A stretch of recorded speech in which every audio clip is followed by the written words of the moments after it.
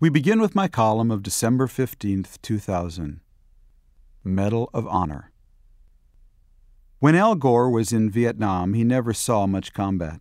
Throughout his presidential campaign, though, he insisted he wanted to fight for every American. Well, Wednesday night, in his concession speech, Mr. Gore took a bullet for the country. The shot was fired at the heart of the nation by the 5 conservative justices of the U.S. Supreme Court, with their politically inspired ruling that installed George W. Bush as president.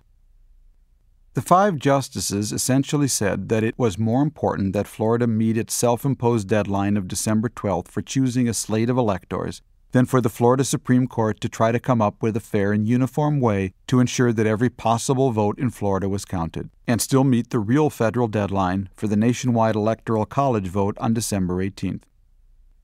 The 5 conservative justices essentially ruled that the sanctity of dates, even meaningless ones, mattered more than the sanctity of votes, even meaningful ones.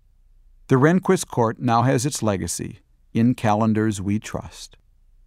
You don't need an inside source to realize that the 5 conservative justices were acting as the last in a team of Republican Party elders who helped drag Governor Bush across the finish line. You just needed to read the withering dissents of Justices Breyer, Ginsburg, Souter, and Stevens, who told the country exactly what their 5 colleagues were up to, acting without legal principle or logic, and thereby inflicting a wound, said Justice Breyer, that may harm not just the court but the nation. Or as the Harvard moral philosopher Michael Sandel put it, not only did the court fail to produce any compelling argument of principle to justify its ruling, but on top of that, the conservative majority contradicted its long-held insistence on protecting states' rights against federal interference.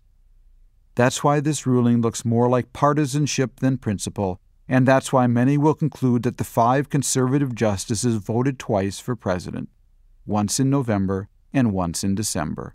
Unquote. Which brings us back to Mr. Gore and his concession speech. It was the equivalent of taking a bullet for the country because the rule of law is most reinforced when, even though it may have been imposed wrongly or with bias, the recipient of the judgment accepts it and the system behind it as final and legitimate. Only in that way, only when we reaffirm our fidelity to the legal system, even though it rules against us, can the system endure, improve, and learn from its mistakes. And that was exactly what Mr. Gore understood, bowing out with grace because, as he put it, this is America, and we put country before party. If Chinese or Russian spies are looking for the most valuable secret they can steal in Washington, here's a free tip. Steal Al Gore's speech. For in a few brief pages it contains the real secret to America's sauce.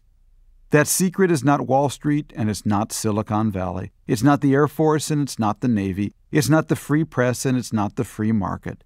It's the enduring rule of law and the institutions that underlie them all, and that allow each to flourish no matter who is in power.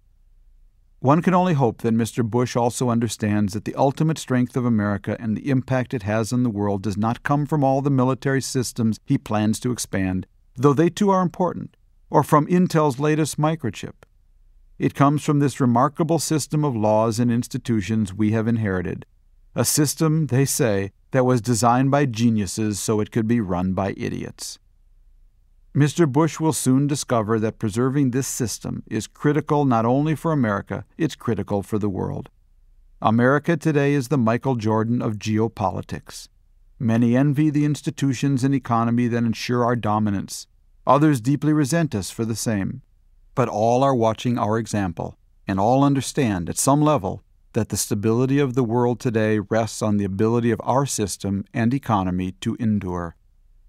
Al Gore reinforced that system by his graceful concession. Mr. Bush will have to reinforce it by his presidency.